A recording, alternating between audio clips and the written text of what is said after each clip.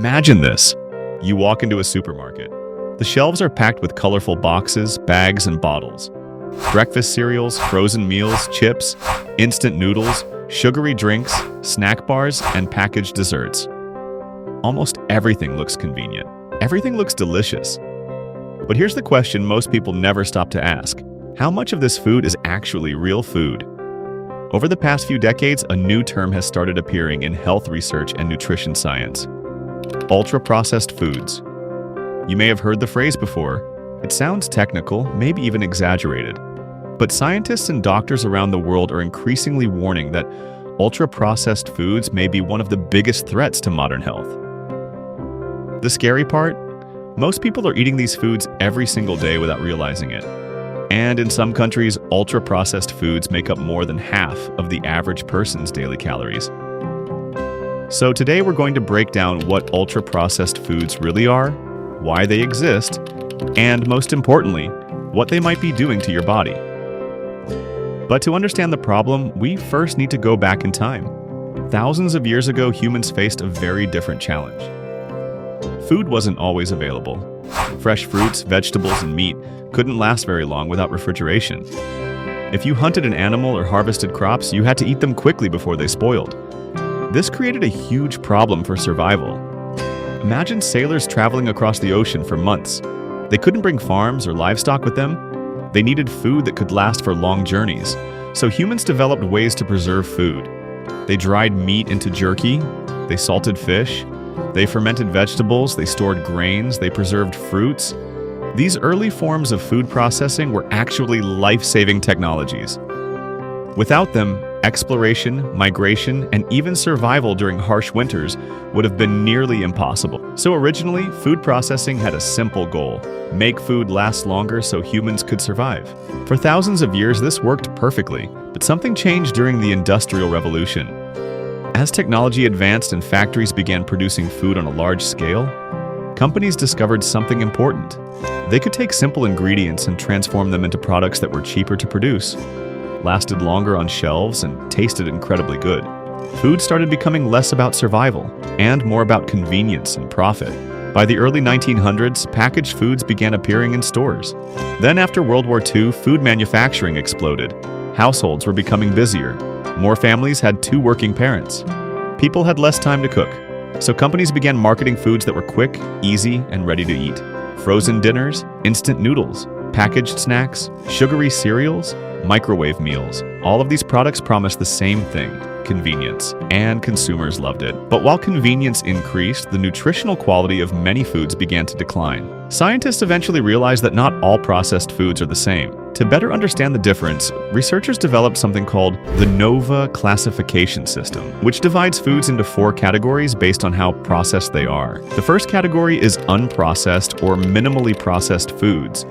These are foods that are closest to their natural state. Think about apples, bananas, carrots, broccoli, eggs, fish, beans, and whole grains. These foods may be washed, cut, frozen, or cooked, but they still retain their natural structure and nutrients. The second category is processed culinary ingredients. These are substances extracted from natural foods and used during cooking. Examples include sugar from sugarcane, oil from plants, butter from milk, and salt from natural sources. You wouldn't typically eat these ingredients alone, but they are used to prepare meals. The third category is processed foods. These foods combine natural foods with culinary ingredients to improve flavor or preservation. Examples include canned vegetables, freshly baked bread, salted nuts, and cheese. These foods are still relatively simple and can be part of a healthy diet. But then we arrive at the fourth category: ultra-processed foods. Ultra-processed foods are not simply cooked or preserved foods. They are industrial formulations made from multiple ingredients, including substances that rarely exist in a home kitchen. These ingredients often include artificial colors, preservatives, flavor enhancers, emulsifiers, and chemical stabilizers. These additives are designed to do several things. They make food taste stronger, they improve texture, they extend shelf life, and most importantly, they make people want to eat more of it. In many cases, ultra-processed foods are engineered to trigger the brain's reward system. When sugar, salt, and fat are combined in precise amounts, They stimulate pleasure centers in the brain. This can make certain foods extremely difficult to stop eating. Think about some common examples. Sugary breakfast cereals, instant noodles, hot dogs and processed meats, packaged chips, chocolate bars, soft drinks, frozen pizzas, snack cakes, fast food burgers. Many of these foods barely resemble the ingredients they originally came from. A hot dog, for example, doesn't look anything like the meat it was made from. It's been ground, mixed with additives, shaped, preserved, and packaged. It's essentially a tube of processed ingredients. And while these foods may taste good, research is increasingly showing that they may have serious consequences for long-term health. One large study examined the relationship between ultra-processed food consumption and mortality. Researchers analyzed national health and nutrition data collected over many years. What they discovered was alarming.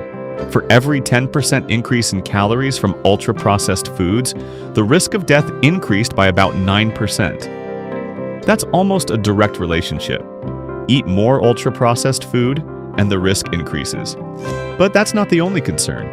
Scientists have also found that ultra-processed foods tend to be high in calories but low in nutrients. This combination makes them easy to overeat. In one controlled experiment, researchers placed participants on 2 different diets. One diet consisted mainly of ultra-processed foods. The other consisted of whole, minimally processed foods. Both diets contained similar amounts of calories and nutrients on paper. Participants were allowed to eat as much as they wanted. The results were surprising. When eating ultra-processed foods, people naturally consumed about 500 extra calories per day. They didn't realize they were eating more. After just 2 weeks, they had gained about 2 pounds. When the same participants switched to the whole food diet, they automatically ate less and began losing weight. This suggests that ultra-processed foods interfere with the body's natural signals that control hunger and fullness. In other words, they make it easier to overeat without noticing. Over time, this can lead to weight gain and obesity. But the health risks don't stop there. High consumption of ultra-processed foods has been linked to many serious conditions. These include heart disease, type 2 diabetes, high blood pressure, chronic inflammation, and certain cancers. Some research also suggests connections to depression, hormonal imbalances, and reduced fertility. Scientists believe several factors may contribute to these effects. Ultra-processed foods often contain high levels of sugar, salt, and unhealthy fats. They are also low in fiber, vitamins, and essential nutrients. Additionally, some additives and preservatives may affect gut bacteria, which play an important role in digestion and immune health. But perhaps the biggest issue is how easy these foods are to consume in large amounts. They are designed for convenience. They require no preparation. They are available everywhere. And they are heavily marketed. This combination makes them extremely difficult to avoid. So what can you do to reduce the impact of ultra-processed foods in your diet? The first step is becoming aware of what you're eating. Start by reading ingredient labels. If a product contains a long list of unfamiliar chemical names, it's likely highly processed. The second step is cooking more meals at home. Home-cooked meals typically contain fewer additives and less sugar and salt than restaurant or packaged foods. Third, try to focus on buying whole foods whenever possible.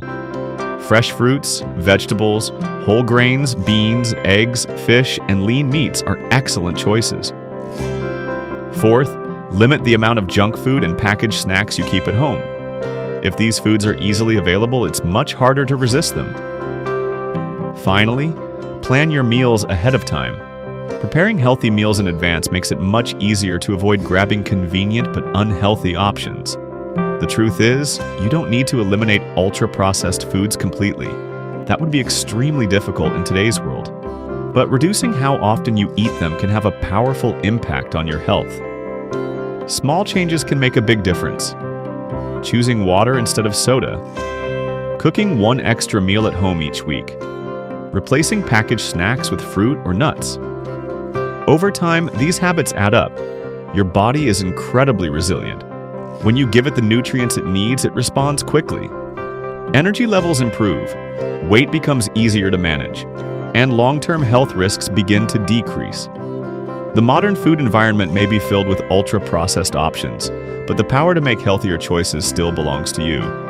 And sometimes, the simplest foods are the ones your body needs the most.